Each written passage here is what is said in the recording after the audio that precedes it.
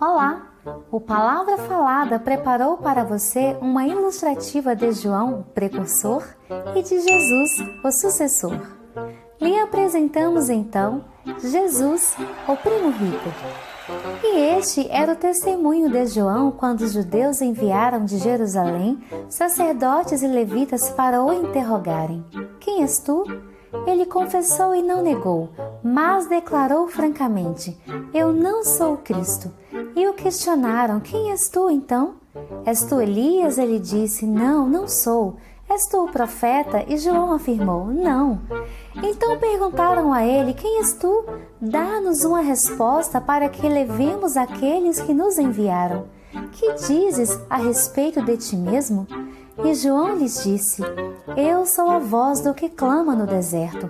Fazei um caminho reto para o Senhor, como disse o profeta Isaías. Que nobreza de João Batista! Mesmo seu chamado sendo tão magnífico, mais nobre se tornou quando não magnificou a si mesmo e nem declarou ser alguém além do que ele era. Mas ele poderia muito bem ter respondido quando perguntaram: quem és tu? Olha, eu não sou o Cristo, mas eu sou o primo dele.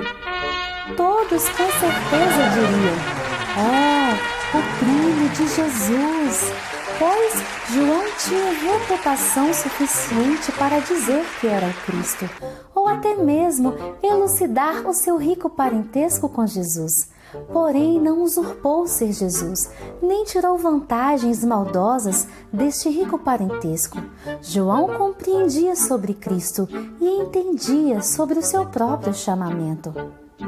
Jesus era o primo rico que todos queriam ter. Sendo Jesus um rei tão esperado pelo seu povo, o Salvador, o Libertador, o Príncipe da Paz, aquele que libertaria todos, pegar uma carona na boa imagem do primo rico era bom e vantajoso para o ministério de João. Assim, ele poderia estender suas obras e não ser esquecido, e poderia crescer mais e ter maior fama, já que Jesus veria com mais poder do que ele. Ele poderia se eleger como João, o primo de Cristo. Seria o marketing perfeito de autoimagem. Mas ele disse: ao que João esclareceu, um homem não pode receber coisa alguma a não ser que lhe tenha sido dada do céu. Que nobre declaração! Mas hoje, infelizmente, alguns orgulhosamente nossos ministérios, nossas placas, nossos títulos, nossos dons e talentos. Gostamos de apresentar-nos diante do povo com propriedades que nem são exclusivamente nossas, a fim de cobrir nossa pobreza espiritual e afagar o nosso ego. Então pergunta-se: quem, em seu tempo de grandeza, preparará um bom lugar ao seu sucessor? Ou dividirá com ele o seu lugar? Ou se apresentará como um nobre impulsionador do chamado de outro? Há muitos dons e talentos e muitos capacitados, mas quem será grande o bastante para tornar-se servo? Ou ceder o teu espaço? Ao preceder sua morte, enquanto estava no cárcere, João Batista enviou seus discípulos para perguntar a Jesus se ele era o Cristo ou deveria esperar outro. E essa pergunta não foi uma pergunta de incredulidade, mas ele estava testemunhando mais uma vez a Cristo. Como um precursor, ele poderia descansar agora. Seu trabalho estava consumado. Ele cumpriu verdadeiramente o seu chamado, sem desejar o de outrem, quando declarou: essa satisfação já se cumpriu em mim. É necessário que ele cresça e que eu diminua. Jesus, respondendo, disse-lhes: Ide e contai a João o que estáis ouvindo e vendo. Os cegos enxergam, os mancos caminham, os leprosos são purificados, os surdos ouvem, os mortos são ressuscitados e as boas novas estão sendo pregadas aos pobres. Hoje, o nosso primo rico Jesus, que na verdade é o nosso Senhor e Salvador, mas chamado de o primo rico por causa da ilustrativa desta reflexão, ele virá e teremos que apresentar a ele nossas obras.